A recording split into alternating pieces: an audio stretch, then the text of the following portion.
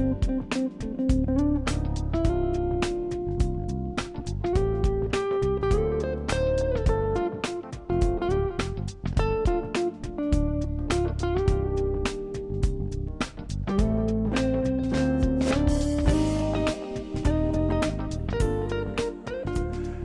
and welcome to another edition of Community Tapestry. My name is Napoleon Bell and I am the Executive Director with the City of Columbus Community Relations Commission.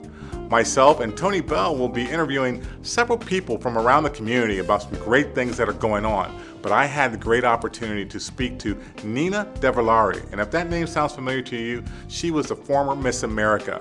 She was at Columbus State, speaking to the young women there and how to empower them and bring diversity awareness and how she's dealt with them as the former Miss America.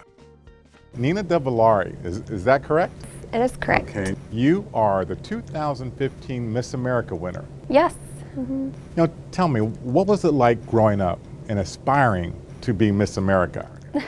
Well, I will say I grew up watching Miss America in some sense, but I grew up in a very small town in Oklahoma. I was born in Syracuse, New York. My family moved to Oklahoma when I was 4 and then to Michigan when I was 10, so I feel like I experienced quite a few areas growing up. And I had a lot of stereotypes and misconceptions growing up. If people would always ask me if I was going to have an arranged marriage or what the red dot meant or if I worship cows, and so many of these remarks weren't necessarily meant to be malicious, but really simply due to the fact of ignorance. And so I think it really wasn't until college, I would say, that I really started advocating for this, decided to compete for Miss America for scholarship money, partially for scholarship money, also, for the advocacy work behind a job like this, and that's kind of how I got started, and it turned out okay.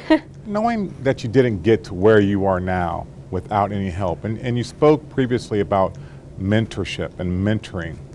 Who was your mentor? Who helped you through those tough times of growing up, but then also when you decide, okay, I'm going to become Miss New York, I'm going to become Miss America? Who did that? Yes, my sister and the women in my family, I should say, were really the mentors that I had.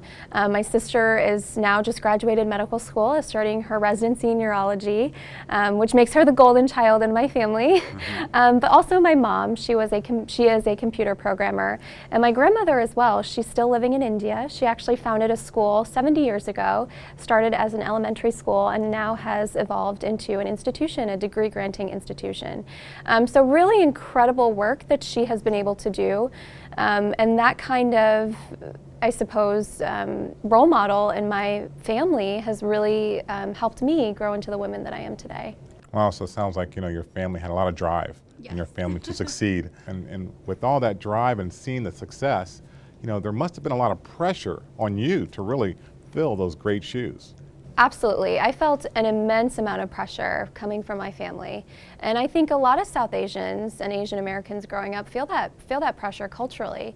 For me personally, I felt a significant amount of pressure to go into the medical field. And that's what I was doing when I was in college. I was initially on the track to medicine. I was pre-med.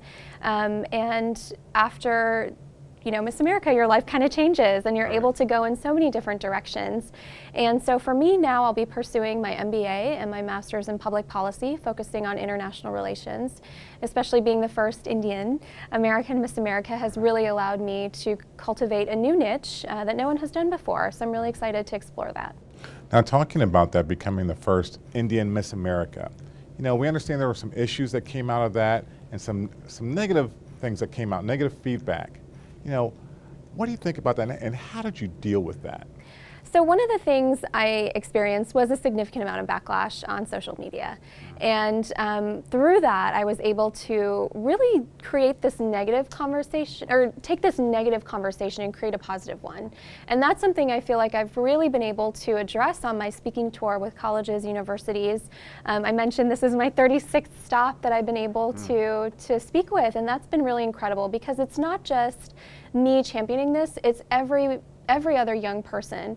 And I can honestly say that for every one negative comment, tweet, or post, I received hundreds, if not thousands, of words of positive encouragement.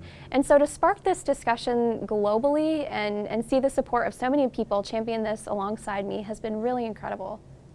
It sounds like you are breaking so many barriers with the Miss America pageant. How does that, you know, you're not the stereotypical person that wins the Miss America pageant. Absolutely. And I think it's really interesting. I'll share a fun fact. Vanessa Williams is probably one of our most famous Miss Americas. And she also represented the state of New York, was also Miss Syracuse. Both of us were Miss Syracuse, Miss New York, Miss Americas, which has never happened before. But also two very historic Miss Americas. And 30 years to the date when I won, you know, Vanessa had previously won. And she experienced a very similar backlash when she won Miss America. And it just goes to show that 30 years later, we're still having that same conversation in a different light, but essentially the same message. And so to have that dynamic and really talk about this more has been really interesting. You know, what's amazing about that is that we still continue to have that conversation. And I'm glad that you're continuing that with your platform. But I tell you what, tell us a little bit about your platform and being Miss America. Yes, so my platform is celebrating diversity through cultural competency. As I mentioned, I grew up with a lot of stereotypes and misconceptions, but this is really not about opening a discussion about race. It's finding an understanding between all cultures, religions, backgrounds, ethnicities, and finding a way to communicate in an open and respectful manner. And so that's primarily what I advocate for, and it includes all groups of people. And I think that's the first step into building a more inclusive society, is being able to communicate. You know, that is truly amazing. And the next piece that you talk about is the Circle of Unity. You know, I believe that's a social media piece. Can you tell us a little bit about that? It is a social media piece. So initially, I had partnered with the YMCA and YWCA when I was in college and launched a campaign called Circles of Unity. And what we did was we painted unity tiles with the girls and guys of the YWCA. They were elementary, middle school children. And they just painted a tile that they thought was representative of who they were and something fun. And we placed the tiles around areas in the community, from Starbucks to libraries, restaurants, and everyone who saw the tile, we asked them to take a picture of it and kind of tweet what they thought it represented in terms of unity and diversity. And so that was a really fun way, I thought, to get the students and community involved. Unfortunately, as Miss America, I can't paint tiles everywhere I go as much as I wish. So we just kind of tweaked that to a social media campaign. So I asked everyone to tweet me their own thoughts, pictures, videos about what they think it means to be culturally aware, and hashtag Circles of Unity. So it's still going. It's been ongoing for 2.5 years now. Hashtag Circles of Unity? Yes. But you can also post your pictures that way. Post your picture about whatever it may be that you think is representative of yourself and diversity.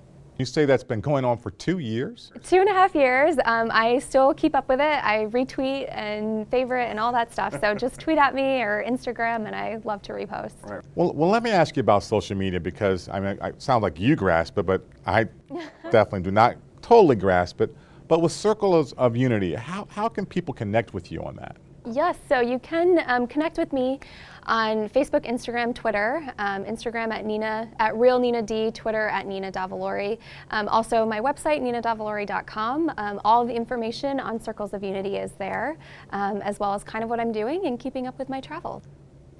Well, you were here talking to young women. And what do you tell young women who want to aspire to be Miss America? Be yourself. And I know that sounds so cliche, but it is so much easier said than done. And it's so easy to lose yourself, especially in today's society, if you don't know who you are, love who you are, and stand up for who you are. You know, you sound like a woman with so much knowledge, and you've traveled all over the world, you know, but you're only 25. I'm 25. You have a birthday coming up. I do! You did your homework! Yes. Well, you know, what's up for Miss Nina Davallori next? You talk about getting your master's degree. Where do you see yourself in 10 years? Well, I will be applying for my master's for the fall of 2016, like I mentioned, focusing in international relations. Hoping to be in the political arena. Definitely certainly see myself in the role of a connection between U.S. and India, especially now as our countries economically have much closer ties. So that's been an avenue that I'm exploring, and in 10 years, I don't know, hopefully you'll see me in that arena.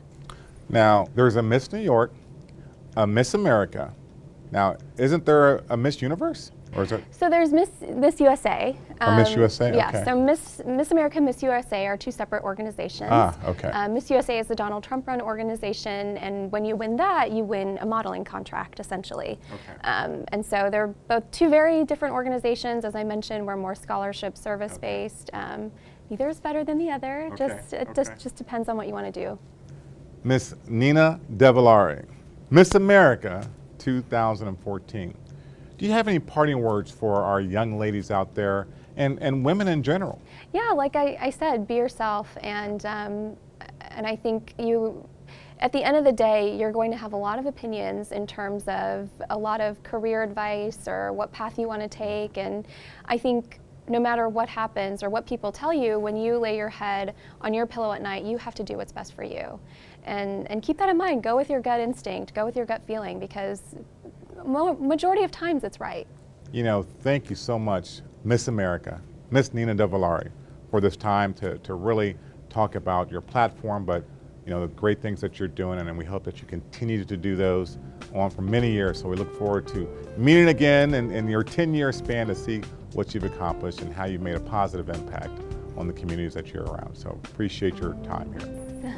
Thank you. Thanks for having me. We would like to thank Nina DeVillari, you know, for that incredible interview and inspirational interview about talking on her platform of diversity and diversity awareness.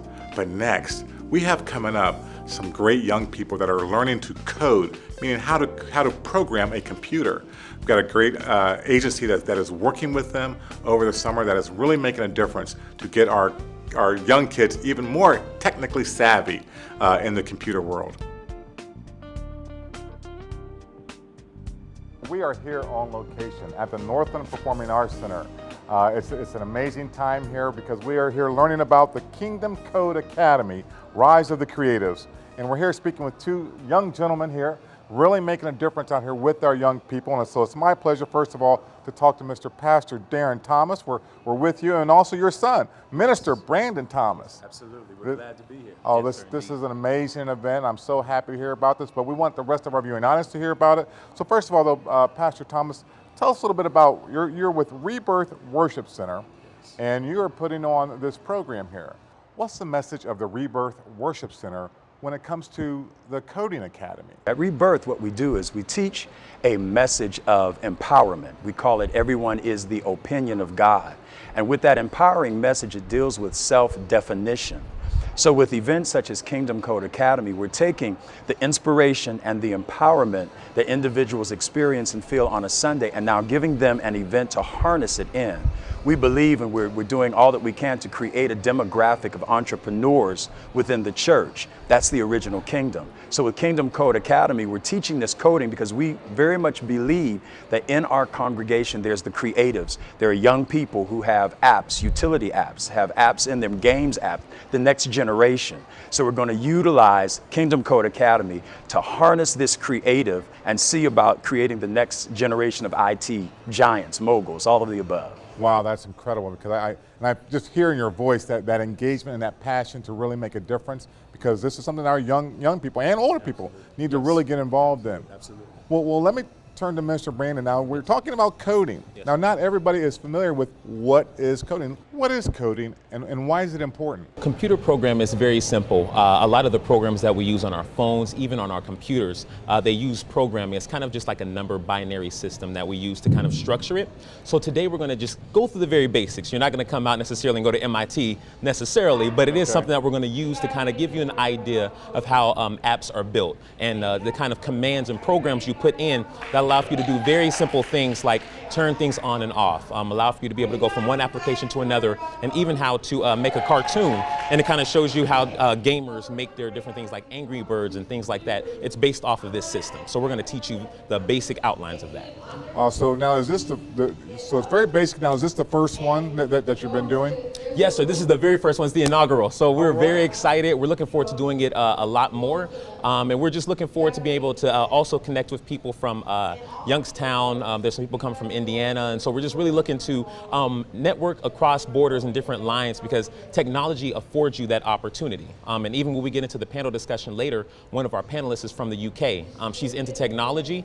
She's also a pastor over there. And there's also another young lady who goes to FIT in New York, and she'll be through Google Hangout a part of our panel discussion. So now, will they have some hands-on opportunity? I know that they're going through into some workshops. Yes. And then also, you said there's going to be a panel discussion. Yes, sir. So this will sound like it's going to be hands-on. Some of that basic work to really get them energized and Yes. says, hey, they're able to do this because, you know, for us older folk, and especially me, the work with computers just seems so out there. So this is really going to break that down and give them that basis. Is that what I'm hearing? Yeah, so we're going to take away some of that nervousness and trepidation that sometimes comes with it. Once you actually jump into it, it really is not that bad. And I think a lot of times we feel like if we hit the wrong button, we'll crash or make something happen. And it's not that. We're just going to teach you how to make things, how to create. And that's why it's called Rise of the Creatives. It's actually a book I read, and it was transformational. It's called Program or Be Programmed. And one of the premises is that no other time in history have we had the opportunity to be able to engage in the dominant medium. So normally we just use it, but hopefully from events like this, we'll teach you how to create it, how to engage the collaboration and the entrepreneur that lives inside. So. Now, I'm looking at you, Pastor, and you're looking at your son. How does this make you feel, though? I mean, you know, it sounds like he's got something that's blossoming here to really make a great impact on our young people here, and which makes an impact, you know, on down the line. How does this make you feel? Very proud. I'm a proud dad. It's like my sons are my wife and I are heart. And my son Brandon, not just because he's my son biologically, but because he's God's son, he's got a great sense of insight as far as the kingdom and the next move. And one of the things that I'm very big on, especially here at Rebirth, is we cannot fail to have successors. And there's got to be a sharing of the platform so that as the fathers move into the next phase of their life, they provide provision for the sons to now create what they see, and it perpetuates.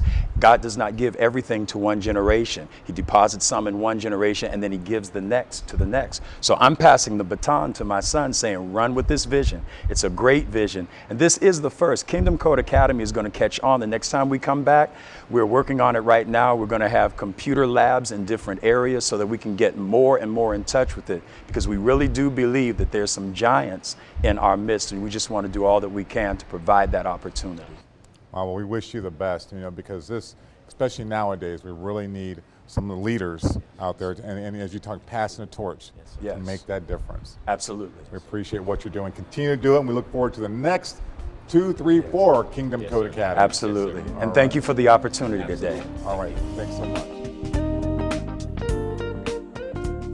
I'd like to thank Kingdom Code Academy for the work that they're doing with our young people. Now next, I had an opportunity to meet some young people and some older people on our annual Civil Rights Tour, but I want you to meet them also. They have a great story.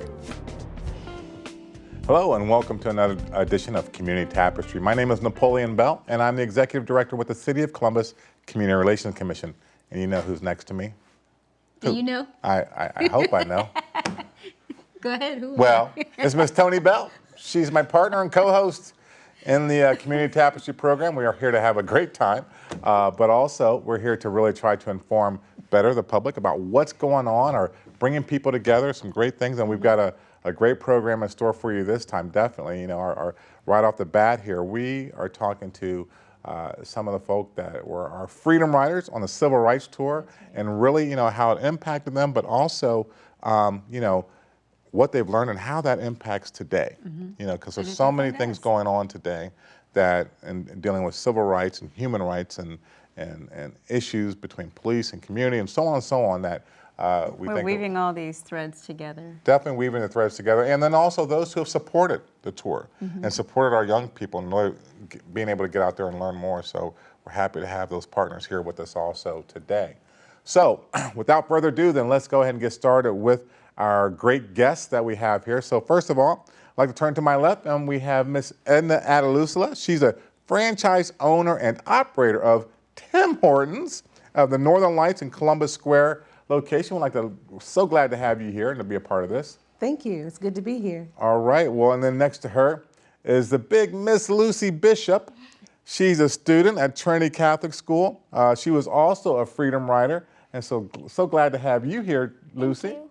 All right, and then across the table, we have Mr. Frank Brown. He's a technical engineer of the Army National Guard, was also a student at Columbus State, and was a previous coordinator of the Men Initiative, and a Freedom Rider on the tour also. So glad to have you here. Thank you so much. Thank you. You know what?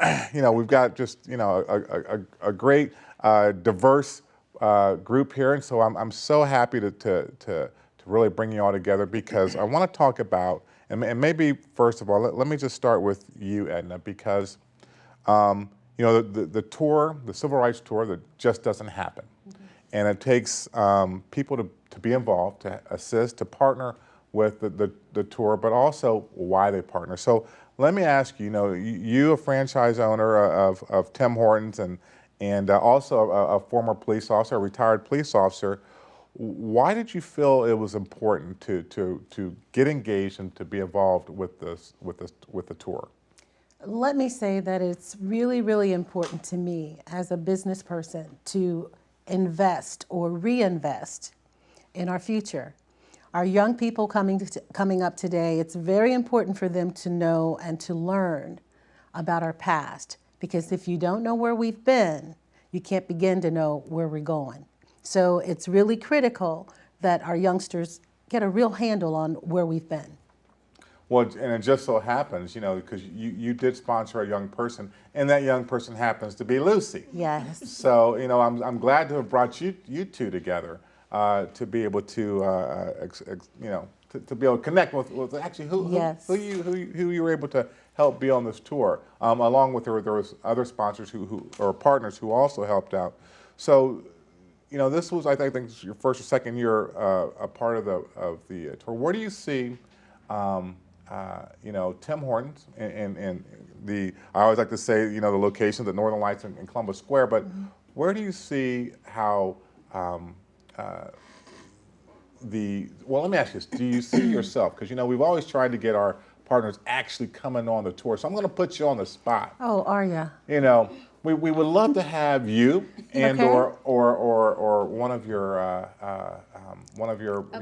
up and comings to be a part of the tour for next year. We're getting the dates. It's always during spring break for Columbus City Schools spring break, but we want to make sure that we get Tim Hortons involved. Especially because of the donuts. I must admit, I do like donuts. But more importantly, though, I know that you've always been engaged, with the community, especially have that part of your heart for young people. Yes. To really engage them. So what do you see for the future? And let me ask, and what is Tim Hortons? I mean, you guys have got a lot of things going on there too to really invest in young people. It's true. We have our camp day that happens every year. We donate all of our coffee sales on the first Wednesday in June to send children to camp. And we do that every year. We partner as a company with Columbus City Schools. In particular, the North Linden Elementary School is our partner school that we send youth to camp every year. And we've partnered with them for the last 10 years, actually. So every year we send at least 4 children and youth to camps in Canada. And they've enjoyed the benefit of having that international experience. Because we do have a camp in Kentucky as well, but normally, or generally speaking, our children go to get that international experience. Right. But I do think it is equally important for our youth and young people to experience what we have to offer here as well. And in that partnership, you're putting me on the spot with what are we going to do? Most definitely. I don't know. We have several employees that could benefit from their children going on a tour. Okay. As a matter of fact, I wouldn't mind actually taking you up on going on one myself. All right. Love to have well, you heard it here. To be on tour. No, that's great. That's great. Well, let me shift gears a little bit to your I don't know if it's mentee or your sponsee, whatever it might be called, Miss Lucy Bishop. Now, I understand that you just didn't happen upon and says, hey, I want to go on the tour, and you were able to go. What did you have to do? Because you're also in the City Leaders Program. Yes. So what did you have to do to become, one of those finalists who got the opportunity to be able to go on the tour? Well, there's like, I think 20 of us in the city leaders group, and we were given the opportunity for 4 people to be able to go, but we had to present a presentation on just some important event or person in African American history. And I chose Langston Hughes, and I used a purse, and I got like, I think you saw it on the tour, but I showed his life in some of his poems, and I got to go with 3 other people. Great, excellent. And what grade are you in, Lucy? 6th. 6th grade. What do you want to be when you grow up? A lawyer. Ah. A lawyer. Yes. All right. So how did this trip help you decide or really confirm for you that you want to be a lawyer? Well, we got to go to the Southern Poverty Law Center, which was a really cool experience because it has to do with law. And just some of the other things that we saw really encouraged me. Yeah.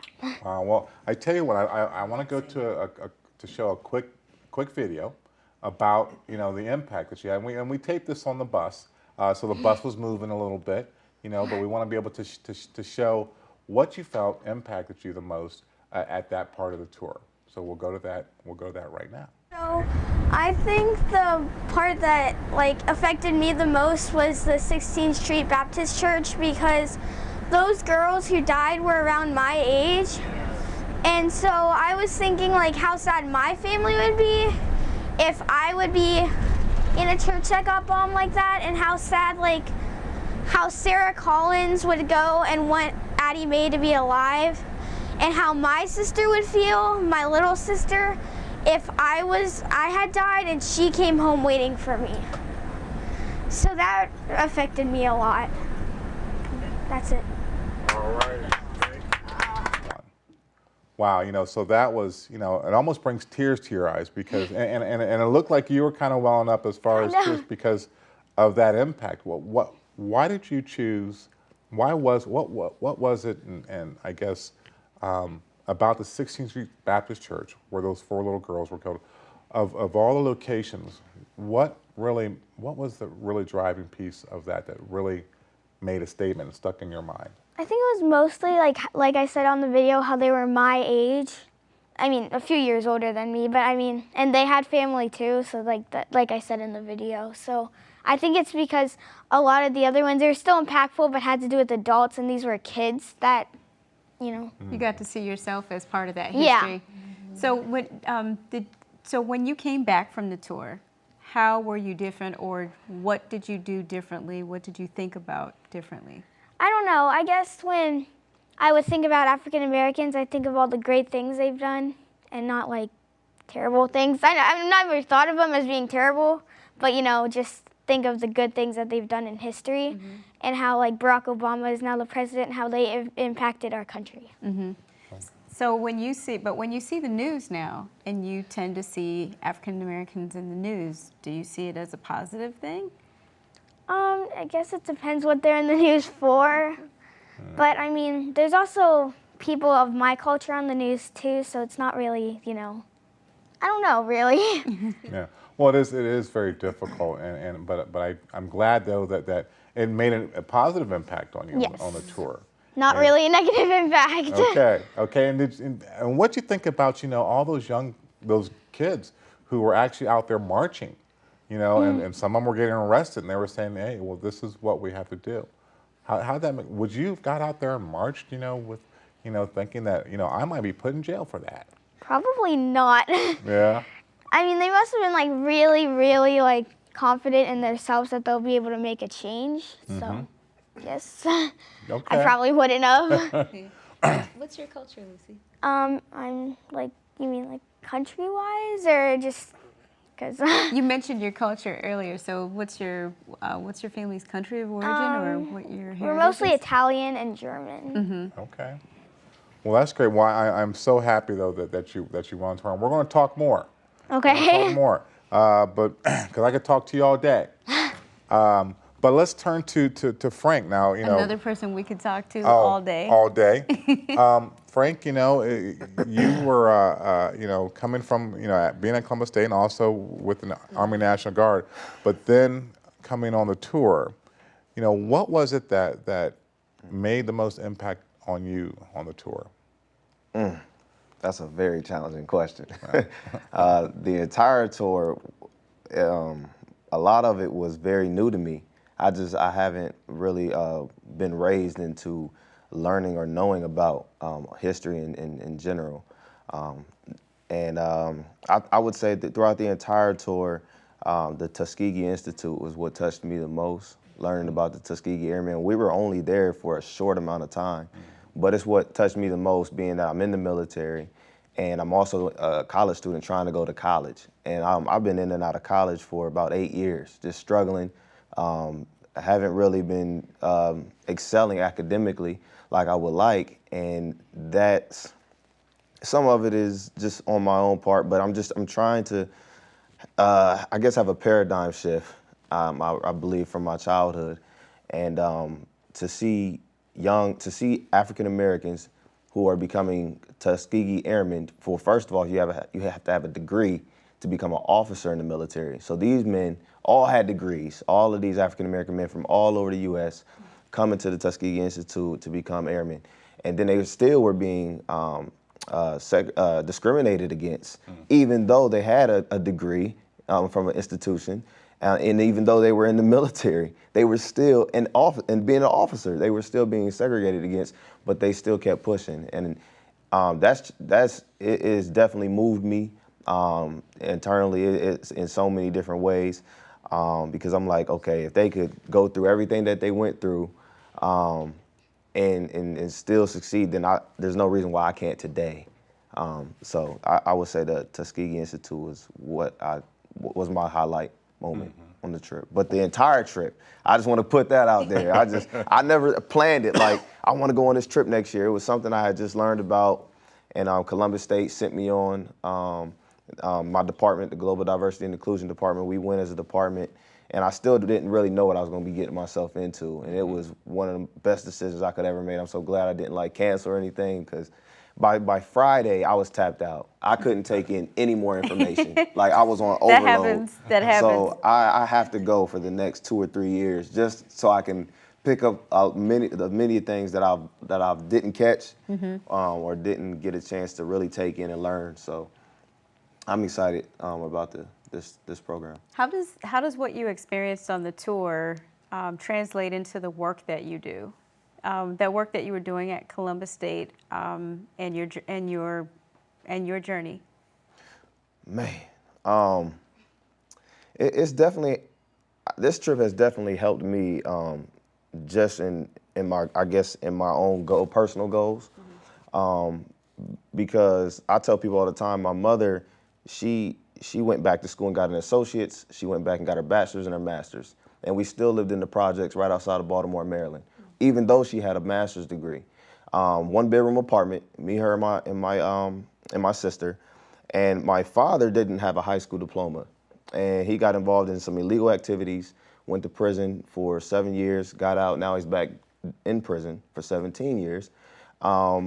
And I never really knew my father like that, but he always was financially stable, a lot more than my mother was. So school was never at the top of my priorities as a child. And growing up, I've seen my father was able to provide financially for all of the family, my grandparents, my aunts, my cousins, everybody. My father always had money. So growing up, and even up until this tour, I've been so money driven. And I see throughout this tour, you know, I was reading a book and it says something about there's a difference between success and significance. And we went to the Rosa Parks Museum. I'm like, this woman, like, nobody's going to remember me if I had $1 billion.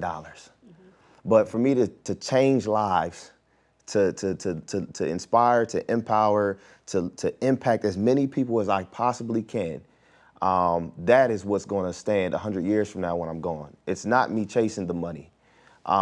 It's not that. And just to see so many of these extraordinary people, these leaders in the civil rights movement, it's definitely helped me want to impact more and lead more to, okay, Frank, let's see what it is that you've been through and how can you take your testimony and how can you help some of the people here in the community.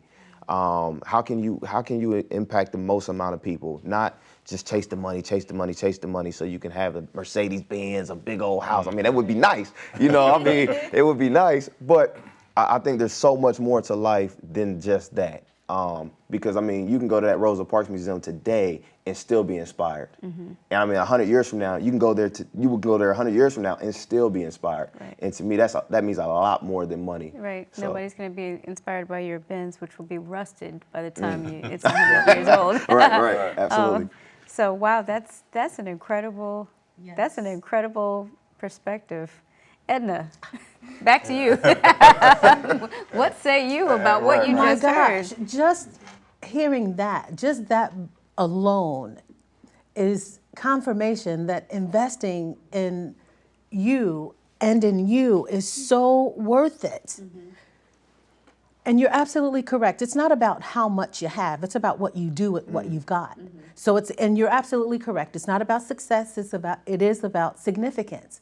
And just that little minuscule investment, just that giving back, what you just said just made it so worth it. Make me want to do it again and again and again. And for every person in our viewing audience that's going to see and hear your words, you are going to continue to touch many people. Just those, there's power in your words. Yes. Well, and I think, and that's, you know, why we continue to do this. Why we feel as though it's so important to on this tour we do have, you know, some older folk, and what we make sure that we have a good contingent of young people, and we only take one bus because of the fact that we want to make sure that we have this one family. You know, we have people coming from all over the place to be on this bus, don't necessarily know each other. Some do, some don't, but then we leave as a family. And so we know each other. So this is something that you know, some of us lifelong friends and what have you, but also staying in contact to really continue to mentor. That's why I'm so glad, Lucy, that you were here, because I mean, I'm telling you, when you got there and spoke, that was just like, that's something that you remember forever. Yes. And so from that, you're making like a continual impact and being significant, as Frank said. So. This is something that we want to continue to do. So let's kind of shift gears and applying that to today.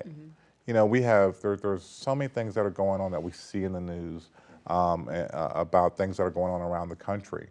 How can we apply, you know, or what you learned, Lucy, and on the tour, and also Frank, and then the business piece. How can we apply that type of thing, or those entities to things that are going on today? My thoughts on that is that with you, Lucy, and I think it is just remarkable that you were able to step outside yourself and put yourself in a position of the persons who lived through that, the 16th Street Baptist Church incident, to say, you know, if it were me, that I think is key to all of us remembering what has happened in our past. Because if we can't empathize with the sufferings of another, then we've missed it. We've missed the whole concept or the whole reason for us being here. If we can't step outside of ourselves, put ourselves in the shoes of another, and imagine, what would I feel like if? How would I feel if it were me? And I tell people all the time, it's about like that scene in A Time to Kill, when the whole court scene was going on, and McConaughey, is that his name? Yeah. Said, you know, well, everybody just close your eyes. And they went through that scenario, you know, imagine, and he went through every step that had happened to that little girl. And then he said, imagine if she was white. That changed the color of everything. That changed everything, because when you really close your eyes and you imagine yourself being in a position of someone in pain, it changes the whole flavor. And the reality is this: even though this is different, right? This is different. If we closed our eyes, or if we were to really think about it, I don't see out of my ears. I don't breathe out of my mouth. Well, I do breathe out of my mouth, but it's intended to eat and take in food, right? I have 2 lungs, 2 kidneys, right? 1 bladder, 1 heart, and so do you. Yes. And what flows through my vein is the same thing that flows through yours. And every single 8 weeks, I'm across the street donating a pint of mine. So anybody who lays on that table who is in need of anything that sustains life, whether it's an organ or whether it's blood that flows, they don't care if it came from a female. They don't care if it came from a black person, white person, green person, purple person. They don't care if they were straight or gay. They don't care about any of that. All they care is that whatever it is that they have to give will give them life. And that's how the ultimate Almighty intended it, is that no matter what it is that I need or you need as a human being, my body is the same as yours. Amazing. Well, and that sounds like, Lucy is so ahead of the game. Yes, To be way able to ahead of have the game. That That empathy. insight, yes. Insight and empathy for others. So once again, you're trailblazing from 6th grade. 6th grade. And probably before that, I'd imagine. Probably. Right. Well, so Lucy, let's turn to you, Lucy. What do you see that from what you've learned on the tour? What can you do? What do you think that you can do from what you've learned to now you did talk about, or I'm not sure if we talked earlier about that you were talking about the freedom, the down in Cincinnati, The National Underground Railroad. the Freedom Underground Center. Railroad, that you're already talking about that to others. Tell us, what can you do, or is that spreading the word? Well, I think I could tell them the places that I went. So, like, I talked to the 4th grade at my school about the trip that I went on. Oh, great. And also, like, if I hear people criticizing African American people, I could tell them what, like, the important things that they did, so they would stop, and so they Okay. wouldn't be criticized. Wow. Okay. So you've already been to school. Yeah. Yeah. You're making a difference already. So yeah. That is great. Well, we'll have to have you start to go on tour or something. Really talking to, because I really think that you'd be great at some of the other schools though too, to talk to some of the other. Now you're in 6th grade, so do you still stay at the same school going into 7th grade next Yes. year? Okay. All right. Well, yeah, we still got a couple years left at that school. We can continue to have those presentations. Well, great. Well, let's turn to Frank. Frank, what are you gonna do with it? Where do we see, how do we impact, Man. today? Well, like Miss Edna was saying, trying to get people to see from the movie Time to Kill at the end in the court scene. I try to, every time I come in contact with younger people, I try to get them to see where they could potentially be, where us as a human body in the U.S. can be. Because I think just sometimes talking about the past, even though I think you need to know the past before you can know the future or figure out where you're going, like Miss Henry was saying in the beginning. But the reality is, in the inner city, most African Americans, the youth, they don't care. Where I grew up, it was what you want to be when you grow up. I want to be a hustler. I want to be a drug dealer. Like, this is what kids were saying, and this is what kids still are saying right here on the south side of Columbus. I live right here on the south side of Columbus, and I catch the bus to school, Columbus State, every day. I don't have a car, so I catch the number 1, and I listen to the conversations that people talk about. I see the single parent mothers getting on the bus, and the reality is, if I say, hey, let me tell you about what I learned on the Civil Rights store, listen, I'm not trying to hear that. I got 10 bags of groceries and 3 kids. Right. Like, how can you help me right now? Right. And it's such a now moment. So sometimes when I'm meeting with the younger kids, I try to use like indirect methods, I guess, when I'm speaking to them, not necessarily saying, hey, did you know Rosa Parks did this? Or, saying, what would you do if your sister died in the church from a bombing? What would you do? I just try to, instead of trying to tell them about history, but try to give them, That connect them emotionally. Right, and they're just like, man, I would go crazy. Oh, for real, and but I just try to, paint the picture so I guess they could feel it, I guess, emotionally. But also I'm not sure how to how to fix the problem or how to take what it is that I've learned on this trip to impact more people.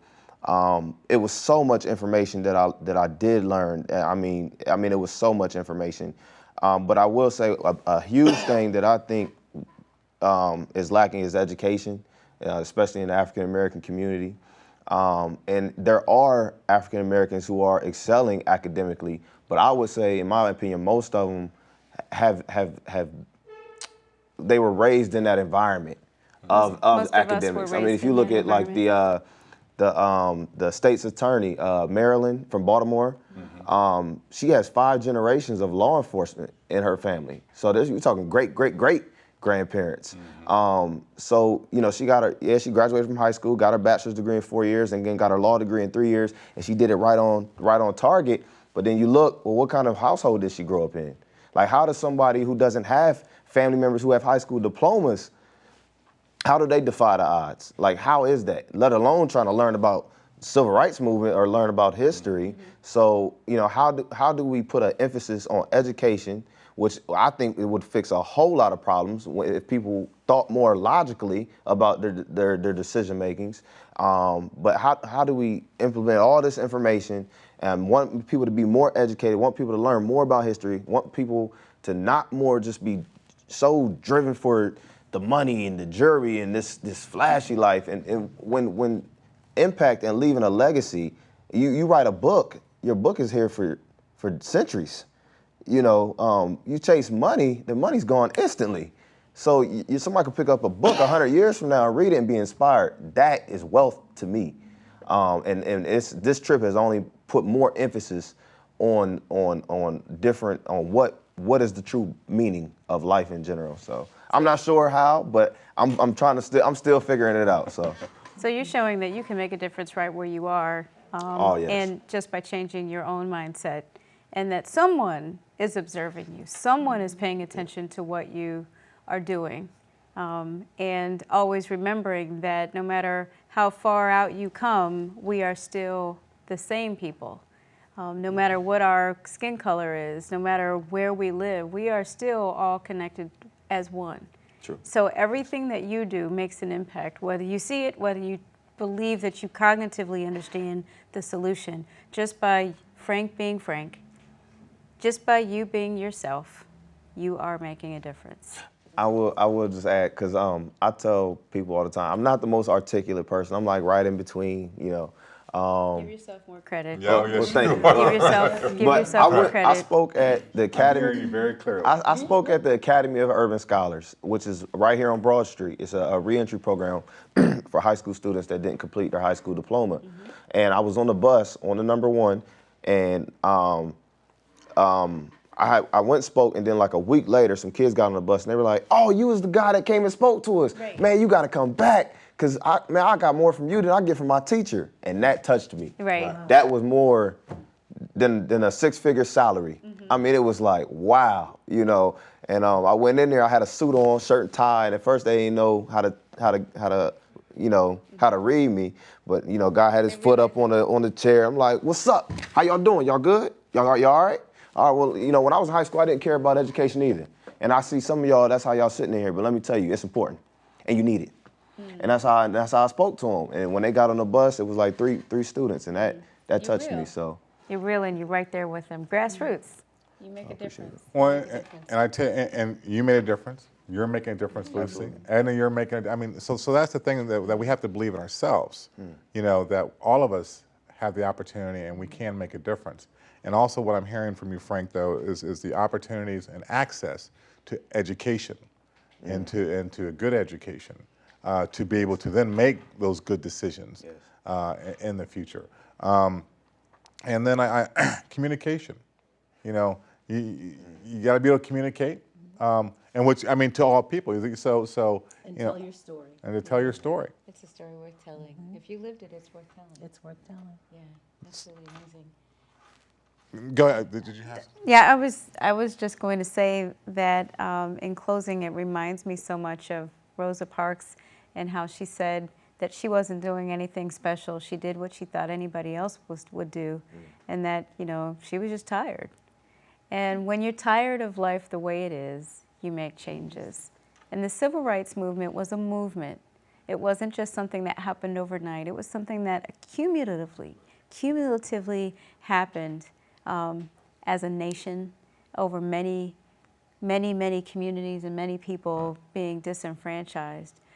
So whatever the movement is called, I just encourage you to keep doing what you're doing. It'll find you.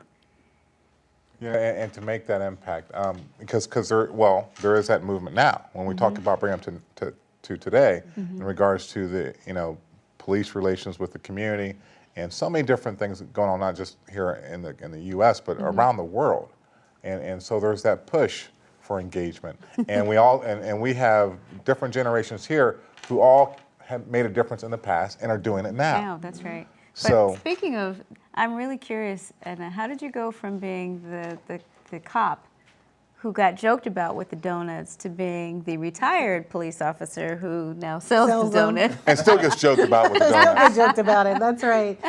That story is really, I mean, if I were to really tell my story, we'd probably need another show. Okay, well, we'll invite you back then.